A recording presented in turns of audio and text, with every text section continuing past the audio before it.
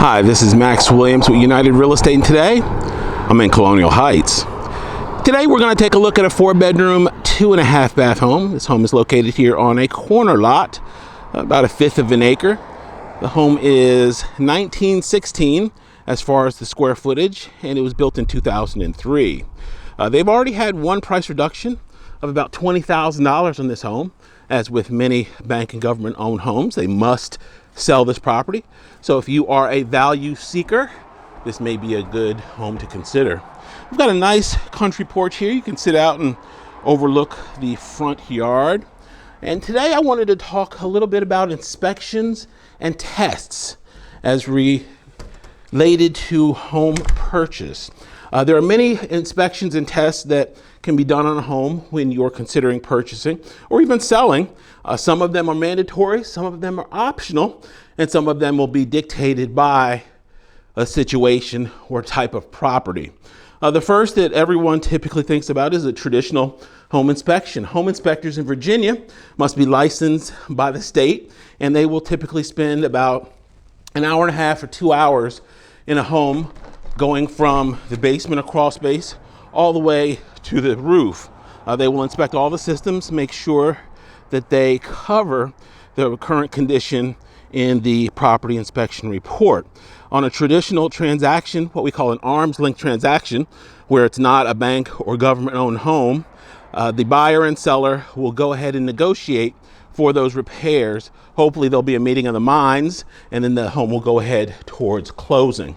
On a bank or government owned homes, it's pretty much take it or leave it. After the home inspection is done, you have the ability to back out of the transaction without penalty, or you can go ahead and move forward if you find that inspection to be acceptable. One of the other major reports that we have on a home, particularly homes that are financed, are what they call in the business, the formal name is wood destroying insect. The name that agents typically use is termite. And the thing about a termite report is that there are actually more insects that consider your home a buffet than termites. Powder post beetles, for example, are also covered under that wood destroying insect report or termite report. So you want to make sure that that is done. That report has to be what we call clean in order for a bank to finance a home. If the report is not clean, or if infestation is found, they simply require a treatment for that home, assuming there is no damage. The report is typically paid for by the seller in most cases, and it typically runs about $75. One of the other reports that is needed, particularly for a home that is in an area that has well and or septic, is a water quality test. And that typically is a water sample being sent to a lab to make sure that it is safe for human consumption. The septic system, you want a good septic contractor to make sure that the septic system is functioning properly, because that can be a high dollar replacement if it is not. One of the other inspections that is very, very important in my opinion is a radon inspection, radon test rather. Radon is a naturally occurring gas. It is a carcinogen, and in some neighborhoods you could have 10 homes in an area. 9 of them could be fine, and 1 of them could have elevated levels of radon. The only way to know is to have the radon test done, and that consists of a contractor putting a clock radio size box in the house for about 3 days, monitoring the levels, and then it issues a report. If the levels are elevated, the buyer can then approach the seller and say, hey, we've got elevated radon in this house and we want you to pay for a remediation system.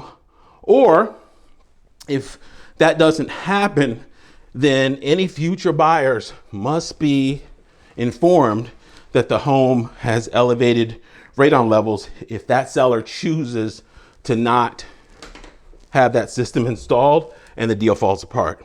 So it's smart money to have that done. A radon contractor explained to me that a house with elevated radon levels is like coming home and smoking X number of packs of cigarettes a day and you don't even know it. So it's smart money to have that done. Here recently, I've had a couple of institutional buyers that have bought homes that had moisture issues in the crawl space, and they required an air quality or mold test done on those homes after the moisture issue was remedied in the crawl space.